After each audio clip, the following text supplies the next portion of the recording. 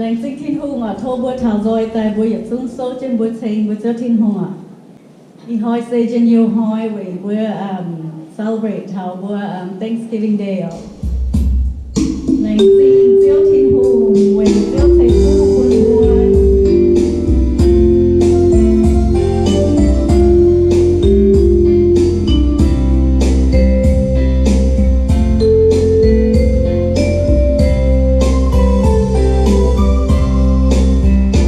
Hãy subscribe cho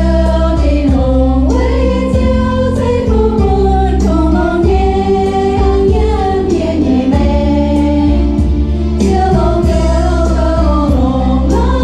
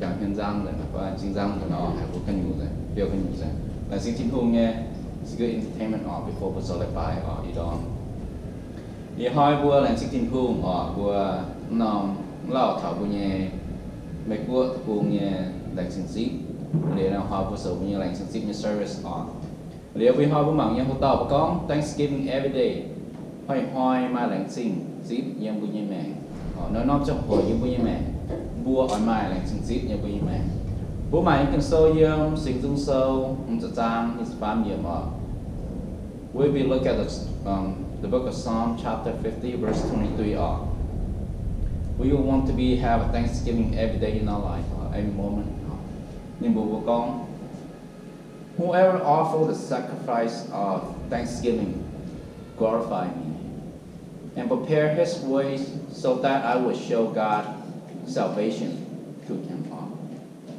bố mẹ hòa con hãy tao to xìa quẩy xấu phong họ xìa như cái nát của nhìa quá tao thay nhìa hãy tao liệt tình hiếu yang họ như cháu nhìa ỏi của nín tú thì cùng như cháu em nhìa hỏi mà cái sâu sinh dung sâu sang his family nên buồn con bua nó nằm hỏi với nhà mẹ nếu sau hồi như bua như mẹ bua sẽ mai là sinh như mi hiếu bua sẽ là sinh thì cùng như mi mẹ 4 days from today, 4 days from now, on Thursday, this coming Thursday, people all over the world, okay, all over our country, they will be sitting around a big table with a big bird, a lot of food.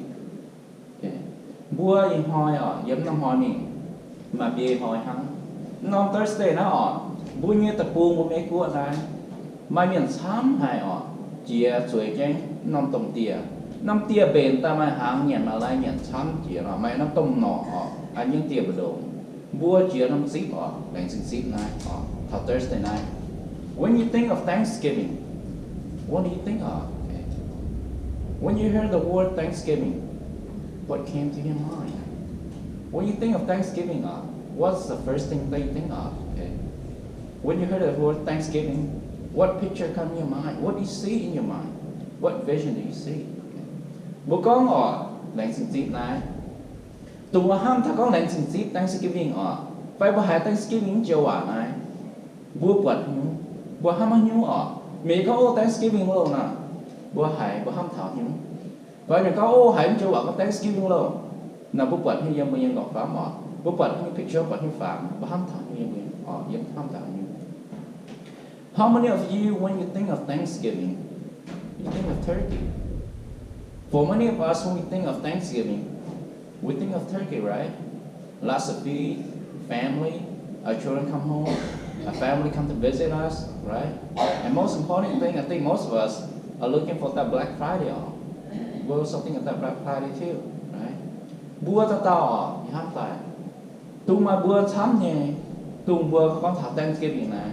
Bởi có Thanksgiving nó bua ham thảo, ở bua thảo con. Yên ông chia sàng, yên ông tổng chế ô thảo Thanksgiving bua chỉ năm Thanksgiving xí mà bua mình xí năm tổng chế nhà nó ở đây nó bua mà tế bữa ham thảo ô Thanksgiving chuyến tổ sâu như chuyến hồ nông tổ college mình số năm tổ sâu cô nhỏ ở đây nó dẫn ta xài yếu lộ mà những phong tỏ trốn dậy mà những quả phun trốn dậy mà những giả tỏ trong xài yếu chia nó lành sinh xí này chúng xài yếu rồi chứ năm tia nhẫn tệ hàng nhắm theo là hàng bố bền cả đấy phải một cái ba này sản bùa là bìa ta xuống tháo bùa xuống chụp bền là hàng nhận diếu tệ cái sản xuất con nó Black Friday này nó có số nhận Thursday mùa này nó số mình mặc cái này dành cái mà cái nó Black Friday này xem vui mẹ mà bùa táo vậy ham ta là it's kind of hàng tệ mà tệ bùa hỏi bùa số mình chia bùa nhẹ kind of a little bit hàng tệ bùa nhẹ Black Friday way to first man we sell turkey tầm sell đó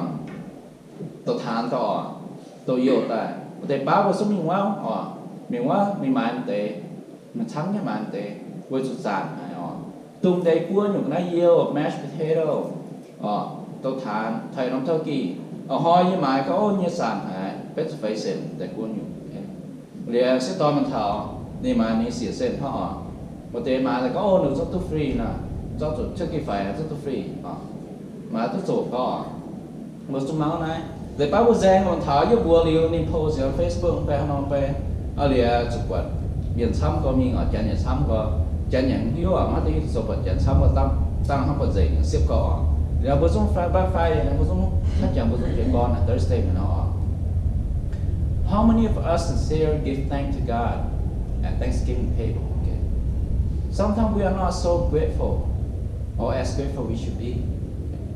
Bữa mà cả bữa nhiều bữa hát mà cả kita nghe Thanksgiving mà kita phải hàng nghe lành sinh mà tung bữa chút rồi cái năm tia chả bung hàng tỏi và chả bữa dẹp tỏi và chả bung một tỏi rồi cái năm tia tu mày lại hàng trăm cỏ rồi cái nhận số nhận như nhận gì mà bữa cái mà chỉ dính hiếu cái pha mại hay hiếu nhé bữa tu lành chính bữa sáng thì gì bữa cái có mẹ chưa yes cái lành sinh mày cú nhập chế giờ của nó muốn cú nhập quả phun kia tài có thể quạt hà cú buồn phải nhập chế mà nó công sở phải như cái ở trong chỗ công phải không bắt thằng nó hoài mà cả như tiền này như tiền này là đây hàng quán gì nhưng hàng tỏi chúng có nuôi yên tiền năm tòng tiền nó muốn ở giả tỏi phải nhỉ chúng xài gì mà yên số ba giả tỏi yên số ba hoàng tỏi ta xài gì là chi mày bền tay là hàng pin nhỉ mày bền tay hoàng tỏi bia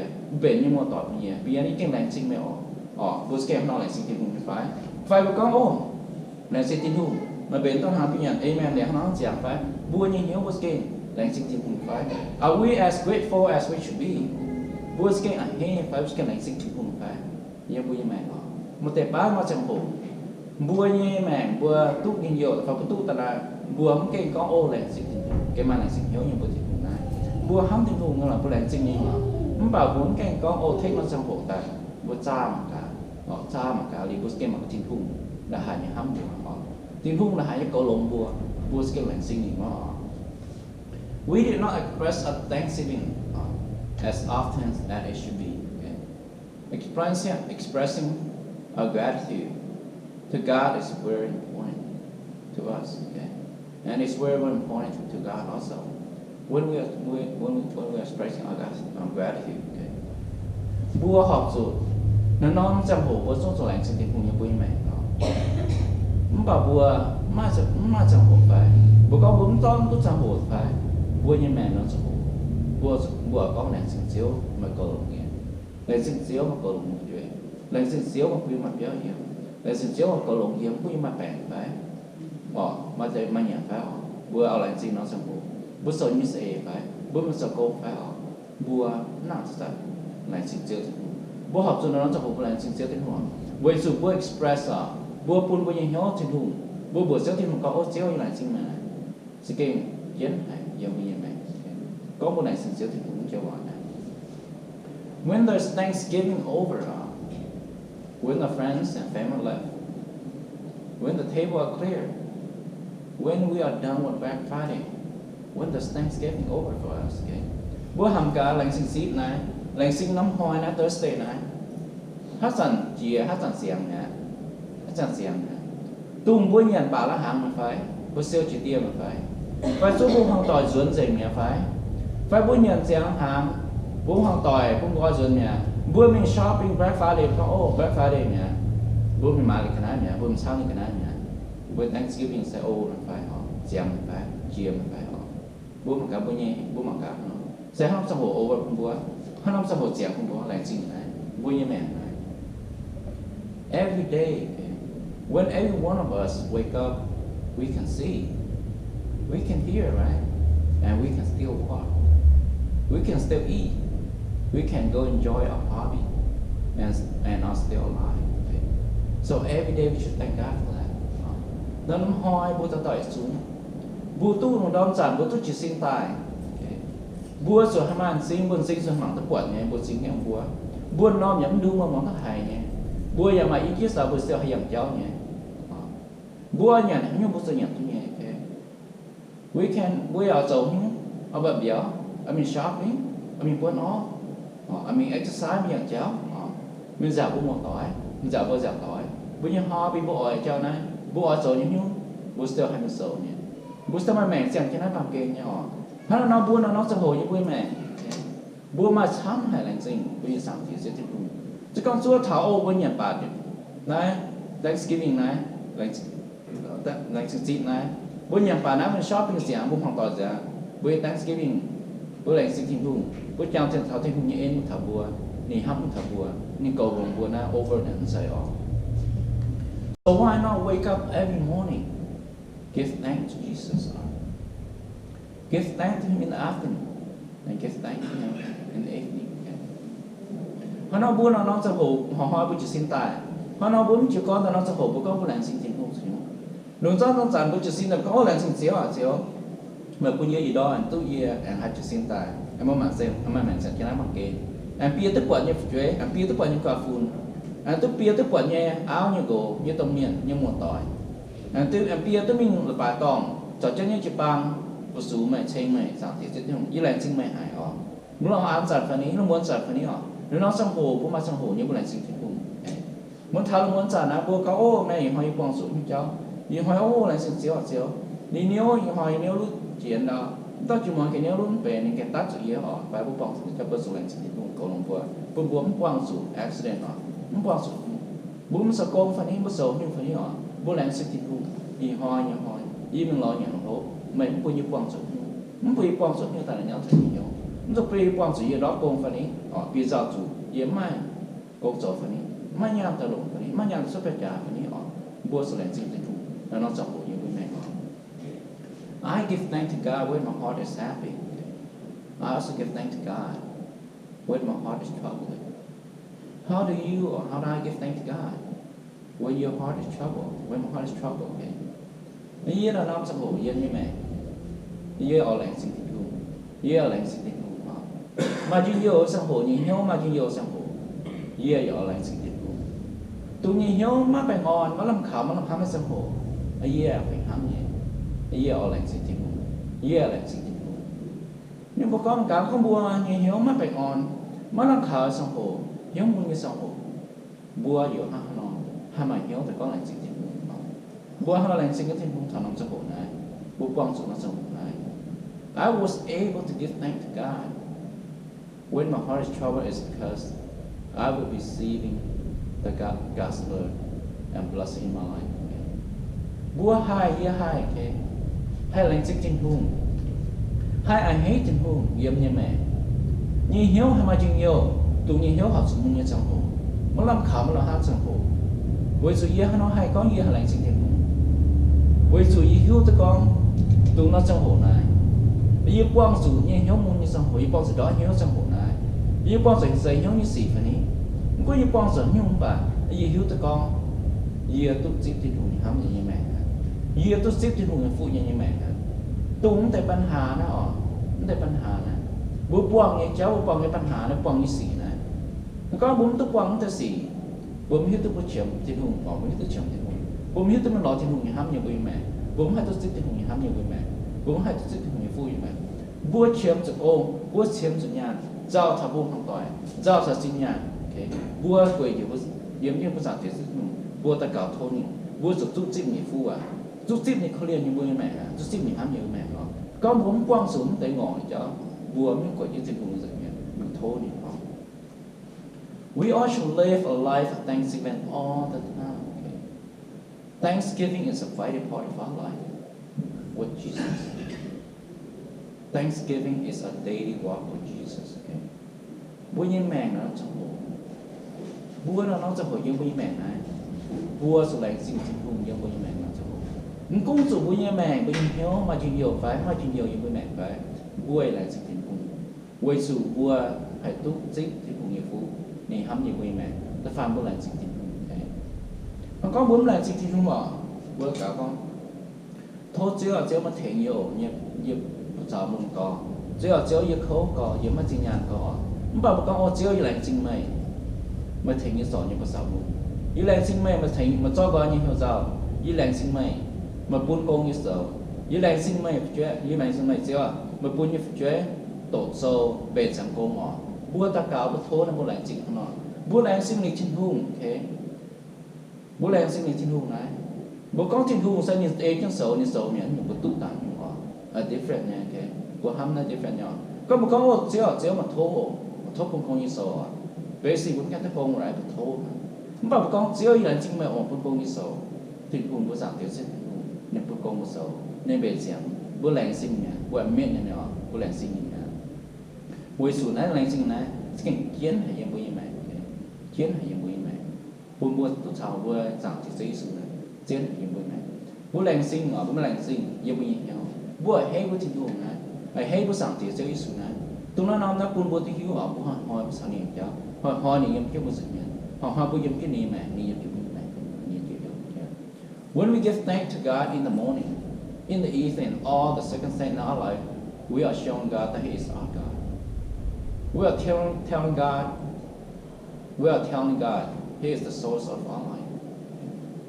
Tung búa nó trong hồ, có vùng đông chẳng phải ní, nước buồn chẳng phải ní, búa nhà hàng trong hồ phải ní, tung búa trước búa bèn trong hồ phải ní, quả phun sinh tròn trong hồ phải ní, búa lành sinh thiên hùng búa chiều thiên hùng, nhưng nhiều búa quăng những trái nhiều búa mẹ phải ní à, nát bún sinh búa phun thiên hùng tôi hiểu con. Bố nín tức quả con, bố nín tôi hiếu con, bố nhìn nhau mà nín tao hả?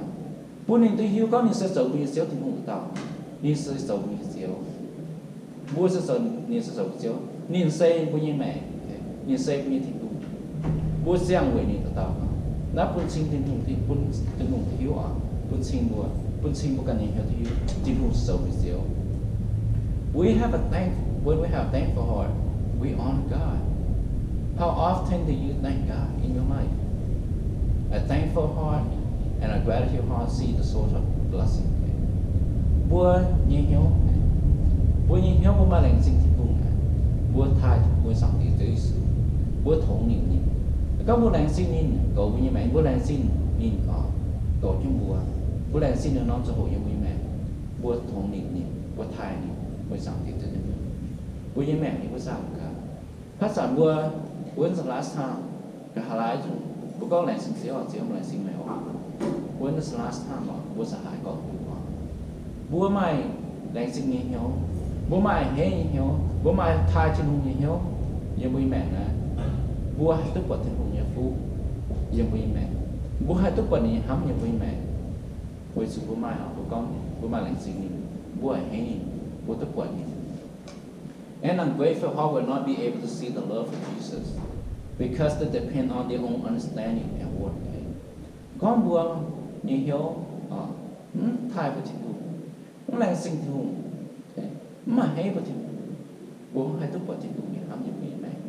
Người chủ bố cần chiêu bố cần phần giấy, bố cần chiêu bố cần nhà trả, bố cần chiêu bố cần ý chí bố sao, mình lo nhận hổ, mình cầu bố hoàn tội, bố hai tức thiên hùng như bố như vậy mẹ.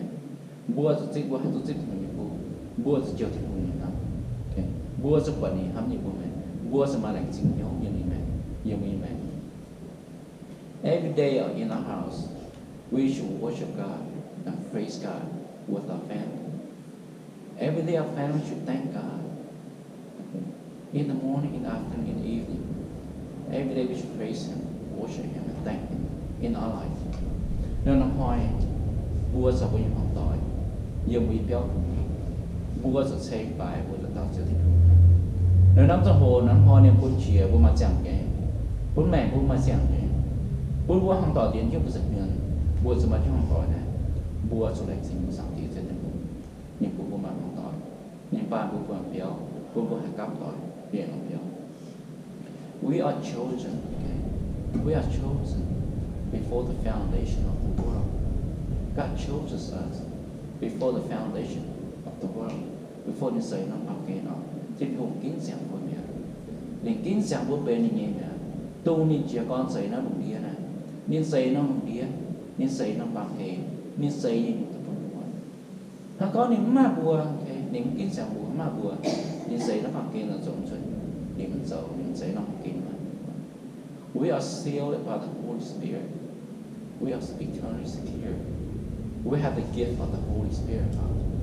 Bố như mẹ nằm trong hồn nó hỏi, bố hãy mà lành sinh dịch hãy mà lành sinh dịch bố dù bố như mẹ mai sinh thu hãy sinh ninh ta cầu như bố sinh ninh bố mà chá mình sầu ninh cầu bố như mẹ bố như ninh quần giờ liu mà làm khảo mà làm ảo nên cầu lộn bố mà phân xây bố sinh ninh bố cầu như bố mà phân xây mình tổ dụng nhất bố mà phân xây hạt ta cầu nhé bố mà phân xây hạt có hòa om nhé bố mà phân xây hạt sầu thiên cung như cô thế nào nếu nhiều dân bùi mẹ trên hôn cứ sinh đi ta cổ trong bùa to trong bùa bùa thái trong bùa mà chả này mình sầu này nhà khui tâm nhật mình sầu này khui nhà ông bùa mình sầu này khui nhà tâm chuyện we have intimate relationship with God bùa ta tao hay chữ thô hay mình phát của sáng thế rất nhiều quay đi ham bùa mình có hai lộ hỏi sang hộ của sen như xuân sang hộ có lộ hỏi của chẳng lộ hỏi sen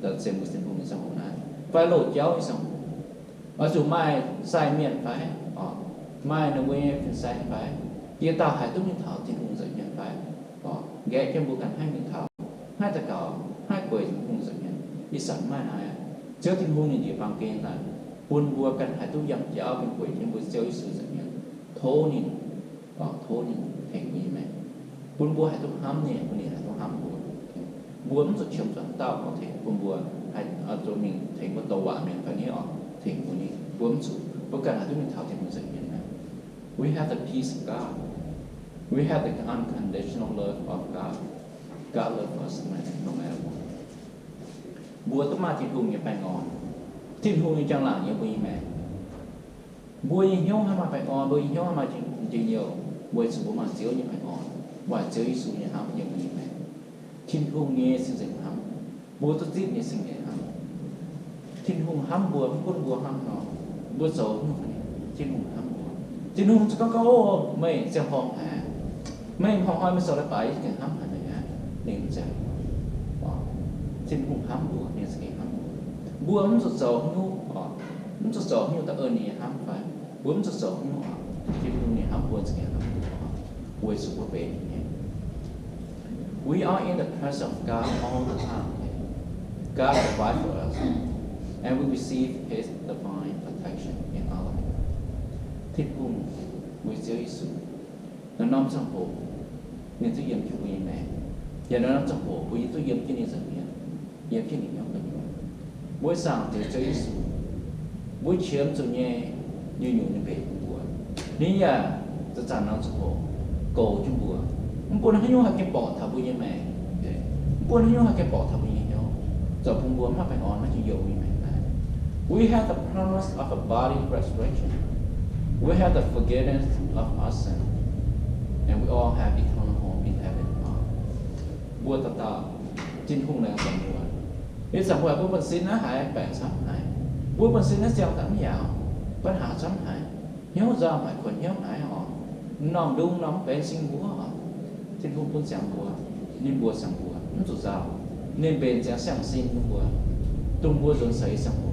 Bùa tốt xem gì tốt zip họ bùa nhẹ quần xin na bùa tôi yếm trên tòng này nên bể sang bùa nhẹ bùa hai tôi có bùa nhẹ sinh máu hả không hả bẻ không hả bùa tôi dòng để cho đến bùa bể chẳng hiện tòng nó sẵn xin bùa mà bẻ mà giàu mà còn nhớ như vậy này với sự những con chơi sự với sự những có những quan gì của sự mẹ những quan gì với sự mẹ này có những quan gì của sự if forgive our sin from the past, present, and future. Okay? He forgive all our sin. If He did not forgive our sin, God, Jesus, will have to come to earth every day to die every single time to forgive your sin. Huh? But He said Jesus died one time and for all our sin is forgiven. Okay? Nhưng bùa ở thì bùa như suy những quảng bùa nhà. Nhưng quảng bùa mẹ này sẽ quảng mà. Chia ta như tòng, chia ta như suy.